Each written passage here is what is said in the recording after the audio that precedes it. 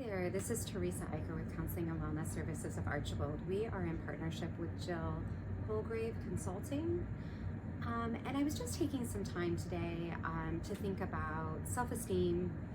A lot of times self-esteem can go hand in hand with self-care.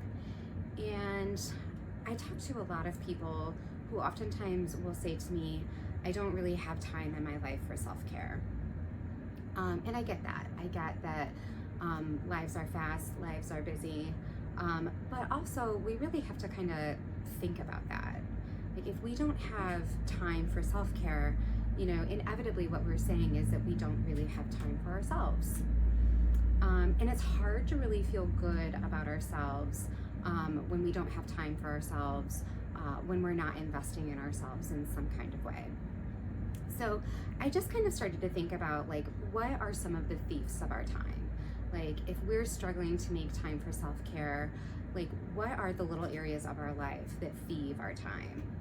And it brought me to a place of cell phones and social media. So I just thought that I might take a little bit of time on that today.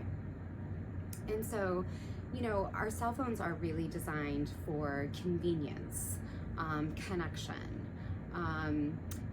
having information and data right at our fingertips, right? And there are many things about cell phones that can be wonderful. But a lot of times with cell phones, we use them in such a way to where maybe we don't have the best relationship with it. It's always on us. If our apps and notifications are set up to where we're, always getting some kind of notification, it can feel like we are perpetually being pinged or buzzed or notified somehow that something or someone wants our attention. For people who really struggle with attention, it's hard to sometimes get into a space where we can concentrate and concentrate well, because we just always have some kind of stimulation kind of coming through that cell phone. And so I might just kind of encourage you to think about some of your habits with your cell phones. What kind of guidelines do you set up? What kind of stipulations or rules do you have around your cell phone? What is your relationship like with it? I think about my husband, and my husband is in sales, and so much of his work is done on his cell phone.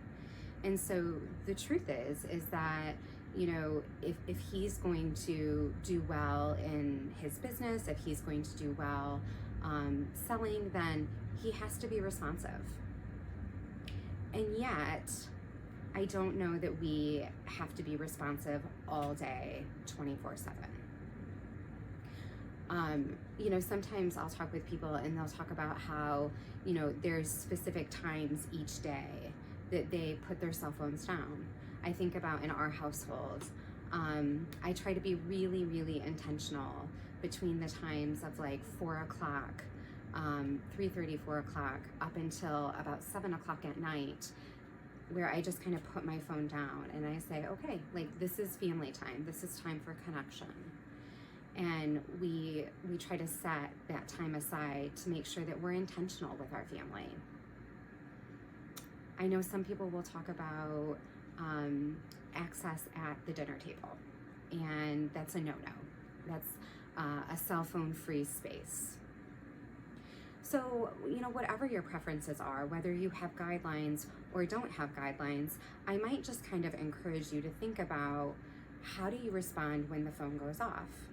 Do you immediately go there? Do you immediately give it that attention? Do you give it the attention with the notification and then put it down? Or does it lead you into the next thing? And does it lead you into the next thing? And does it lead you into the next thing? And at that point, are you 10 minutes into your phone? Because really, a lot of times, self-care doesn't have to be long. Self-care can be 5 or 10 minutes. Maybe it's 20 or 30 minutes. Maybe it's an hour, right? It kind of depends on the activity that you want to do with that self-care. But the truth is that we don't have to have long spans of times of self-care to feel fulfilled. We can hit that in little bursts, in little spurts. And so if I just pick up my phone and respond to what it is that's notifying me and I put it down, maybe I save 5 minutes. Maybe I save 10 minutes. maybe if I can do that in a few different spots, then I can, have some self-care time that can accumulate. We can piece those things together. A lot of times too, as it relates to notifications, as it relates to information that we're getting, we are getting stimulated by that. Our brain is taking in information, and it's very easy to go from one thing that stimulates us to another thing that stimulates us to another thing that stimulates us without really pausing and without giving our brain a break. And so if we're bored and we're picking up the cell phone and just not allowing ourselves to maybe deal with some boredom, or maybe just rest our mind and calm down. These are ways that cell phones can create anxiety. They can create burnout, feeling overwhelmed. And I just encourage you along the way just to kind of pause and take some time and think about, what is your relationship like with your cell phone? And what might be just one area that you could possibly pivot in? What might be one area where you could say, I think I could be better at that. I think I could do less scrolling in the evening. I think I could be more intentional about being present with my family and put my cell phone down for an hour or 2 hours, or maybe even 3. But just evaluating that and seeing, like, where could we maybe decrease the time with the cell phone and increase connection with ourselves, increase connection with our family, and create some space and some time for self-care. So let's jump into some discussion about social media. So there can be a lot of great things about social media, whatever the platform is. But also, depending on our relationship with social media, there also can be maybe some downfalls or negatives to it. So oftentimes I'll hear people share, like, it's in the evening, they finally have some time to themselves, and they will start scrolling on social media. And then if they're not careful, they can kind of get drawn into that and sometimes spend a lot of time there, whether that be an hour and a half, maybe 2 hours there. And they just talk about kind of like the mindless scrolling that can go on with social media.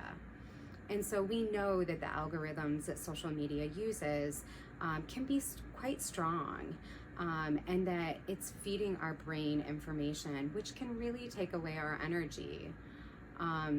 Also, if we're doing it late at night, there's blue light there, which really stimulates the brain.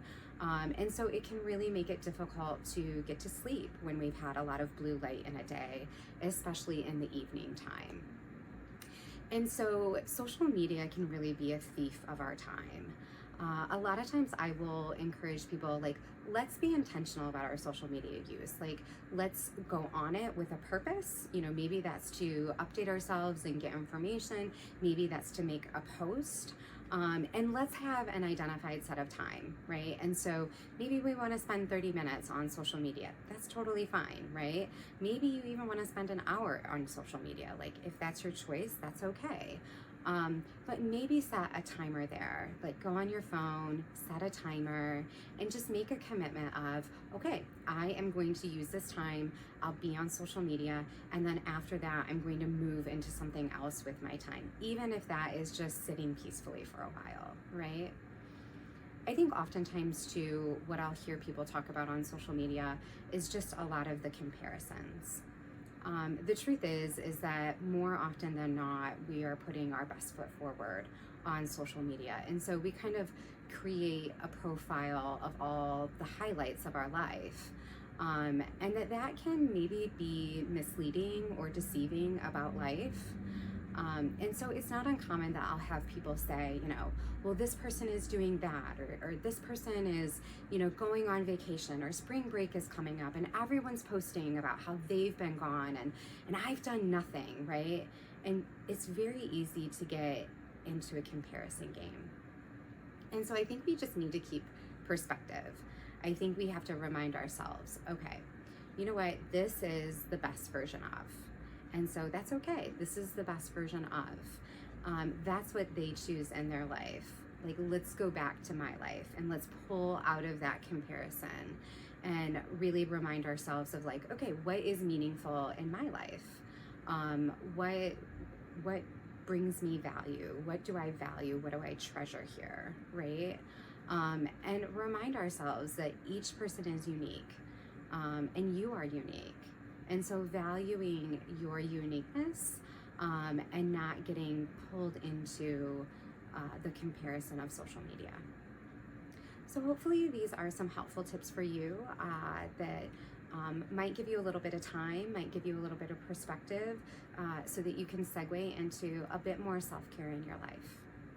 I will talk with you soon.